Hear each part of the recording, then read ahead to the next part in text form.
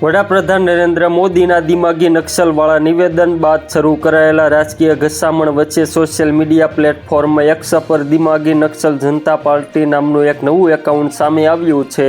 આ એકાઉન્ટ હાલમાં વિપક્ષના અગ્રણી નેતાઓ, કન્ટેન્ટ ક્રિએટર્સ અને જાણીતી હસ્તીઓ સહિત કુલ 13 એકાઉન્ટ્સને ફોલો કરી રહ્યું છે.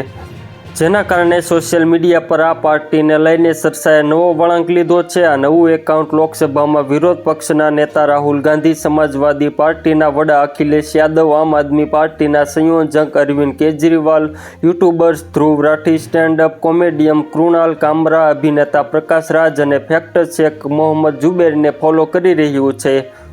આ ઉપરાંત political content creator Arpit Sharma, YouTuber Shyam Meeranchi, રાજકીય વિશ્લેષક Tarun Gautam, parody account ROFL Gandhi અને કોકરોચ જનતા પાર્ટી જેવા એકાઉન્ટ પણ તેની ફોલોઈંગ યાદીમાં સામેલ છે. આ સમગ્ર વિવાદ અંગે કેન્દ્રીય સંસદીય બાબતોના મંત્રી કિરેન રિજિજુએ સ્પષ્ટતા કરતા જણાવ્યું હતું કે વડાપ્રધાને વિપક્ષી નેતાઓ માટે આ શબ્દ વાપર્યો નથી.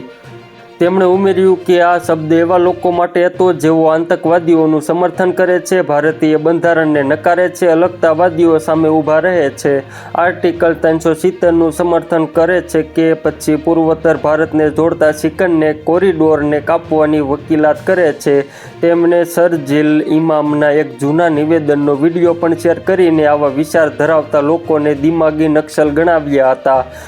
તો મિત્રો, હાલ માટે એટલું જ. ફ્રી મળીએ નવી અપડેટ અને નવા સમાચાર સાથે. તે પહેલાં ખાસ કરીને વિડીયોને એક લાઇક અને BTV ગુજરાતી ન્યૂઝ યુટ્યુબ ચેનલને ખાસ કરીને સબસ્ક્રાઈબ કરવાનું ભૂલતા નહીં મિત્રો.